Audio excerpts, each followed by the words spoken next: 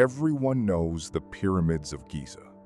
They appear in textbooks, in films, on the covers of 1,000 documentaries, instantly recognizable, even to people who have never studied a single day of ancient history. But 300 kilometers up the Nile, in modern Sudan, stands something almost nobody has heard of. More than 200 pyramids, steeper and narrower than their Egyptian cousins, rising from the desert in near total silence, visited by only a tiny fraction of the tourists who flock to Giza every single year. This is Meroe, and it is, by sheer number of structures, the largest concentration of pyramids anywhere on Earth. Not Egypt, Sudan. For nearly a century, the entire Nile Valley, from the heart of Africa to the Mediterranean Sea, was ruled not by Egyptian pharaohs, but by African pharaohs. They conquered Egypt outright. They restored its temples when Egyptian rulers had let them fall into neglect. They built more pyramids across their full history than the Egyptians themselves ever did. And somehow, this entire chapter of ancient history barely exists in the popular imagination. Absent from most classrooms, absent from most documentaries, absent from the version of ancient history most of us grew up learning. This is the story of the kingdom of Kush, the black pharaohs of Egypt's 25th dynasty, and the extraordinary civilization that outlasted their rule over Egypt by nearly 1,000 years. A civilization so significant, so wealthy, so architecturally ambitious, that its near total absence from popular history deserves an explanation of its own. To understand how this happened, we have to go back more than 4,000 years to the region ancient Egyptians called Nubia, stretching south along the Nile into what is now Sudan. Along the fertile banks of the river, early settlements grew steadily into sophisticated trading centers, controlling access to gold, ivory, ebony, exotic animal skins, and precious goods flowing north from deeper inside the African continent. The city of Kerma emerged as one of the earliest true urban centers anywhere on the continent. Its massive mud brick temple structures, known today as defufas, rising above the surrounding landscape as monuments to a civilization that was already ancient and sophisticated long before most of recorded history had even begun.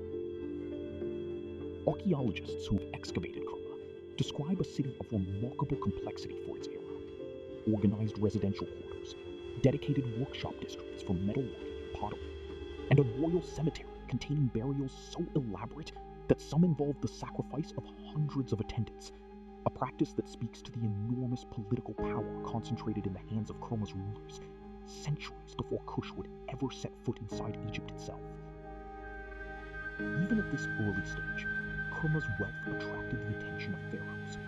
Egyptian records from this period describe Nubia in terms that mix genuine respect with barely disguised envy, referring to the region's riches while simultaneously planning military expeditions to seize control of the trade routes that produced them. This tension between admiration for Nubian wealth and sophistication on the one hand, and the impulse to dominate and control it on the other, would define the relationship between the two civilizations for well over 1,000 years. Egypt, growing steadily in power to the north, could not ignore what lay to the south. What began as mutually beneficial trade slowly transformed into domination. Egyptian pharaohs sent military expeditions deep into Nubian territory, constructing a chain of fortresses along the Nile, specifically to control the flow of gold and goods moving north. For centuries, Nubia existed largely in Egypt's shadow. Young Nubian nobles were educated at the Egyptian court, absorbing Egyptian customs, Egyptian religion, and Egyptian artistic conventions.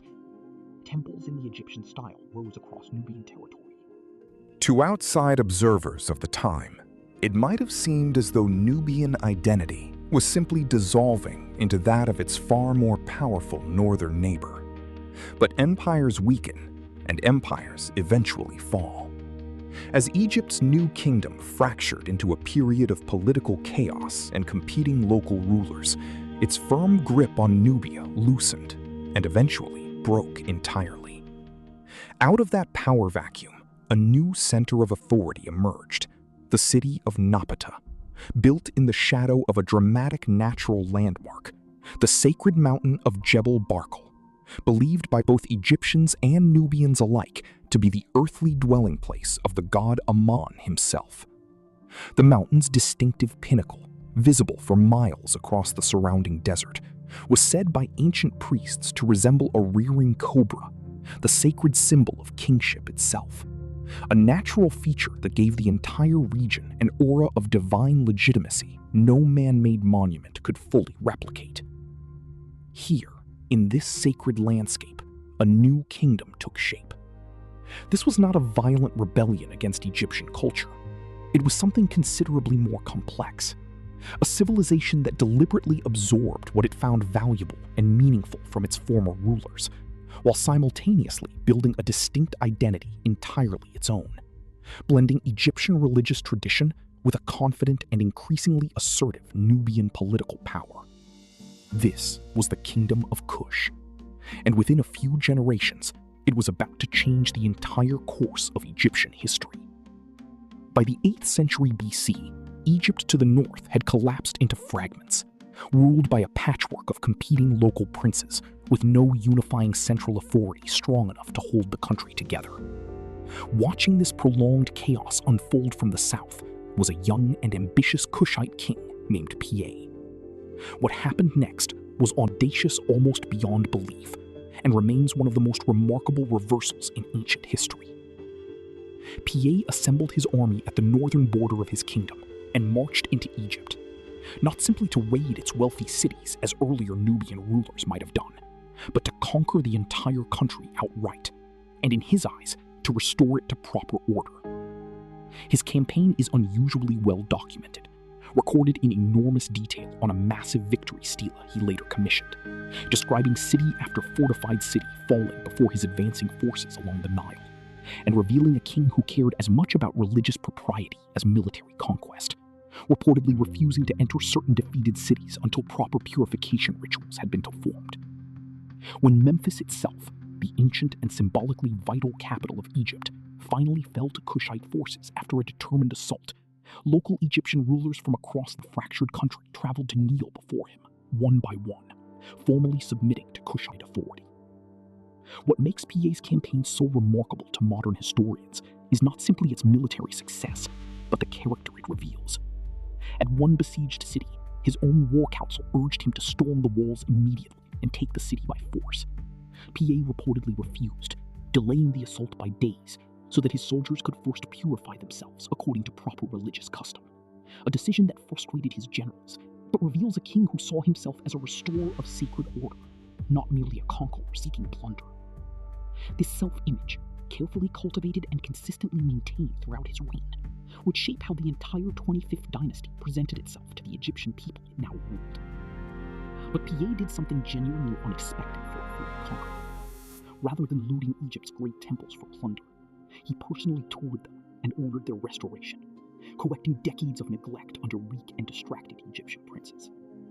He deliberately presented himself not as an outside invader, but as a pious and legitimate ruler, more faithful to proper Egyptian religious tradition than the native Egyptian rulers he had just defeated.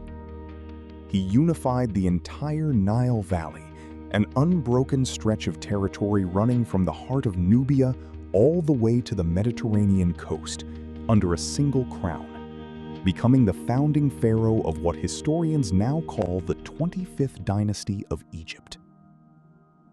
The Black Pharaohs now ruled the very same lands, the very same temples, the very same sacred sites as the builders of Giza had ruled more than 1,000 years earlier. And under Piye's eventual successor, the kingdom reached truly extraordinary heights of power, wealth, and architectural ambition. His successor, King Taharqa, ascended to a throne stretching unbroken across two great civilizations and used the combined wealth of an entire unified Nile Valley to launch one of the most ambitious building campaigns in the whole of Egyptian history.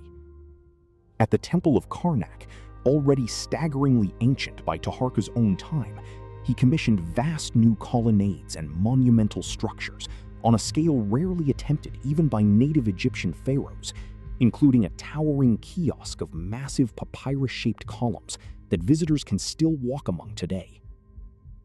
In Nubia, near Napata, Kushite pyramids rose steadily at the royal cemetery of Nuri, steeper and considerably smaller than the Great Pyramids of Egypt, but unmistakably part of the same ancient architectural tradition, carefully reinterpreted through distinctly Kushite artistic sensibilities. Taharqa's own pyramid at Nuri would eventually become the largest ever built by a Kushite king, a fitting monument to the reign that marked the absolute peak of the kingdom's power. Trade flourished as never before. Egypt under Kushite rule became a genuine crossroads of the ancient world, connected northward to Mediterranean trading powers and southward to vast African trade networks that no purely Egyptian dynasty had ever fully controlled. Records from the period describe exotic goods, animals, and materials arriving at the royal court from deep within the African interior, alongside luxury items imported from Greek and Phoenician traders across the Mediterranean. For roughly a generation, it must have seemed as though this remarkable fusion of two great civilizations might endure indefinitely. Then, from far to the east, came an empire that had no intention of stopping at Egypt's borders, the Assyrian Empire, the most formidable military power of its age, already infamous throughout the ancient Near East for its ruthless efficiency in siege warfare. Assyrian kings had spent generations perfecting the machinery of conquest, developing siege engines capable of breaching walls that had stood impregnable for centuries, and cultivating a deliberate reputation for brutality toward any city that dared resist, a psychological weapon almost as effective as their physical armaments. Against this kind of enemy, Kush was about to face a test unlike anything it had encountered in its long and largely successful history. The resulting clash between Kush and Assyria was a violent collision between two fundamentally different military traditions. Assyrian forces brought iron weapons and genuinely advanced siege technology that proved devastating against Kushite defenses, still largely relying on older and less effective methods of warfare. Despite fierce and determined resistance, despite Taharqa personally rallying his soldiers on the battlefield at moments of crisis, the overall tide of the war gradually and then decisively turned against Kush.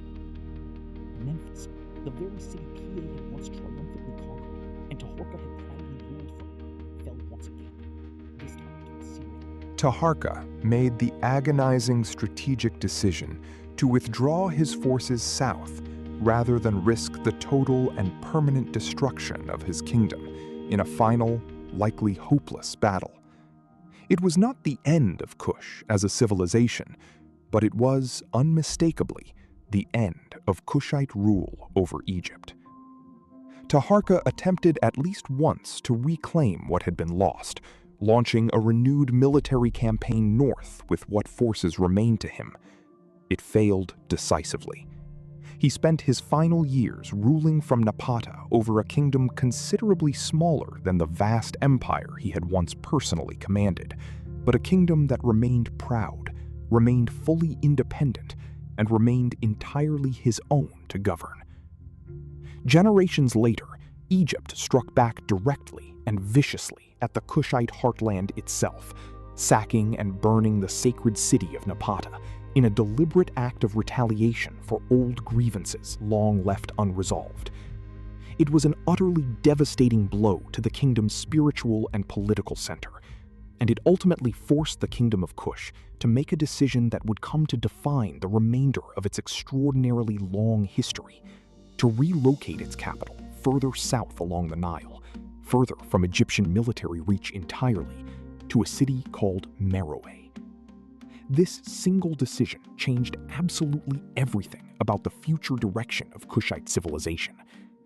Freed at last from centuries of complicated entanglement with Egypt to the north, Meroe developed rapidly in an entirely new cultural and economic direction. The city became a major center of iron production, its furnaces transforming the kingdom into a genuine hub of technological innovation across ancient Africa, centuries before iron smelting became widespread elsewhere on the continent. Some modern archaeologists have even nicknamed Meroe the Birmingham of ancient Africa, in reference to the massive slag heaps still visible around the city today, silent evidence of an industrial scale of production remarkable for its era. Trade routes extended deep into the African interior and across the Red Sea, creating a genuinely cosmopolitan civilization, sitting confidently at the crossroads of multiple distinct worlds. The kingdom developed its own fully independent written language, known today as Meroitic script, visually distinct from Egyptian hieroglyphs in almost every respect, a writing system that modern linguists remarkably still have not managed to fully decipher, even with the benefit of modern computational analysis. We can read the individual letters and sounds of Meroitic, but the meaning of many words remains genuinely uncertain, a linguistic puzzle that has resisted the combined efforts of scholars for well over a century. And in a striking departure from Egyptian royal tradition, Meroe was at various points ruled directly by powerful reigning queens known as kandakes, commanding armies personally and negotiating as equals with foreign powers in their own right, not merely as royal consorts. One particular Kandake queen would eventually lead Meroitic forces directly against an invading Roman expedition at the kingdom's own northern border, centuries after Kush had permanently lost control of Egypt, proof positive that this remained a civilization fully capable of defending itself against even the greatest military powers of its age. Roman writers themselves recorded these encounters with evident respect, describing a queen who negotiated a peace treaty with the Roman Emperor Augustus himself on remarkably favorable terms for her kingdom. The Kandakes were not an isolated exception within Meroitic tradition, but part of a recurring pattern of female political authority largely unmatched anywhere else in the ancient world at comparable scale. Temple reliefs from Meroe depict these queens in full royal regalia, wielding weapons and receiving tribute exactly as male kings were traditionally shown, a visual statement of authority that left no ambiguity about their power. Some historians argue that the very title Kandake, later transmitted into English through biblical translation as Candace, may have inspired the common use of that name across the Western world today, an almost invisible linguistic thread connecting the modern world directly back to the queens of ancient Sudan. And throughout these many centuries, the royal necropolis at Meroe grew steadily larger. Generation after generation of Kushite royalty was buried beneath steep pyramids, constructed in the same architectural tradition first established at Napata, but now on an even greater cumulative scale.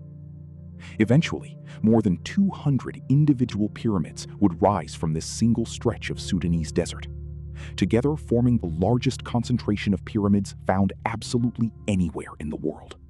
A lasting monument to a civilization that ultimately endured for nearly 1,000 years after its distant origins at Kerma. Kush at Meroe eventually entered a long, gradual decline, as essentially all empires throughout history eventually do. Trade routes slowly shifted elsewhere. The rising kingdom of Aksum, emerging to the east in what is now Ethiopia and Eritrea, gradually eclipsed Meroe's once dominant regional influence. The great city was slowly and quietly abandoned over generations, and the pyramids of Meroe entered many centuries of near total silence, visited only occasionally by local communities who continued living among them, while the wider world beyond the region simply forgot these structures existed at all. For the world beyond Sudan, Meroe had essentially vanished entirely from historical memory. It would take the unwelcome arrival of a 19th century Italian treasure hunter to forcibly drag the site back into any kind of historical record, though certainly not in a manner anyone today should feel any pride in. Giuseppe Forlini arrived at Meroe not as a careful scholar, but purely as a fortune seeker chasing rumors of buried gold. Convinced that treasure lay hidden somewhere inside the pyramids themselves, he systematically demolished the very tops of numerous structures in his single-minded search for riches. He did find gold jewelry inside at least one pyramid, jewelry now scattered across museum collections in Berlin and Munich, rather than displayed anywhere near the site where it was found. He also permanently destroyed irreplaceable archaeological context that could never again be recovered by later, more careful researchers, leaving visible scars on many pyramids that remain plainly evident even today, more than a century and a half later. It would take several more decades before genuinely careful, systematic archaeology finally began at Meroe in earnest, with researchers methodically documenting inscriptions and relief carvings, gradually and patiently piecing together the history of a civilization the wider world had nearly lost entirely. Modern technology, including ground-penetrating radar and other non-invasive scanning methods, has since allowed contemporary researchers to study underground chambers without further disturbing a site already badly damaged by 19th century greed and carelessness. In 2011, the Pyramids of Meroe were finally designated a UNESCO World Heritage Site, a formal act of international recognition that arrived centuries later than it arguably should have. And yet, even today, Meroe still receives only a small fraction of the annual visitors that travel to A new generation of Sudanese archaeologists and historians is now finally taking the lead in researching and presenting their own history to the wider world, actively reclaiming a legacy that outside scholarship spent generations either quietly ignoring or, at times, actively dismissing altogether. Even the process of earning UNESCO recognition proved more difficult for Meroe than for many comparable sites elsewhere in the world. Sudan's limited institutional resources, combined with years of international isolation during periods of political conflict, meant that the paperwork, surveys, and conservation planning required for World Heritage status took far longer to complete than equivalent efforts in more stable and better-funded countries. Archaeologists working at the site during this period often did so with a fraction of the funding available to comparable excavations in Egypt, Greece, or Italy, relying heavily on the dedication of a small international community of Meroitic specialists who continued their work largely outside the public spotlight. So why exactly did this happen? Why does one ancient civilization dominate world history curricula almost completely, while another, equally vast in scale, equally sophisticated in achievement, remains almost entirely unknown outside specialist academic circles? Part of the answer lies squarely in 19th and early 20th century Western scholarship, when many European historians, working under the deeply flawed racial assumptions common to their era, struggled openly to credit an African civilization with achievements they readily and automatically attributed to Egypt without a second thought. Some historians of that period went so far as to argue that Kushite architectural and cultural accomplishments must have originated from external foreign influence rather than genuine indigenous African innovation, a deeply embedded historical bias that took many subsequent generations of scholarship to gradually unravel and correct, and echoes of which some historians argue can still be detected in how certain museum collections are organized and labeled even today. Part of the answer is considerably simpler and more practical. Decades of political instability within modern Sudan have severely limited archaeological access and available funding in ways that Egypt, with its long-established and heavily promoted tourism infrastructure, has simply never had to contend with. Popular culture reinforced this growing imbalance still further, with the Pyramids of Giza appearing endlessly across film, television, and children's books throughout the entire 20th century, while Meroe appeared in comparison almost nowhere at all within that same popular media landscape. But that long-standing imbalance is finally, gradually beginning to shift. New academic research, new documentary films, and new museum exhibitions dedicated specifically to the Black Pharaohs are slowly reaching genuinely global audiences for the first time. Visitors encountering the names Piye and Taharqa for the very first time are often visibly and genuinely surprised that such powerful, consequential rulers could have remained so completely unfamiliar for so remarkably long. Sudanese archaeology students, working alongside international researchers, are increasingly leading excavations at sites their own grandparents may never have had the opportunity to properly study. A quiet but meaningful reclaiming of a national and continental heritage that outside narratives spent generations minimizing. The Nile River still flows steadily past both Giza and Meroe today, the very same river that once physically connected two great civilizations, now remembered so drastically differently by the modern world. King Piye once ruled the entire Nile Valley, unbroken from Nubia all the way to the Mediterranean. King Taharqa commanded one of the most genuinely powerful empires of his entire era.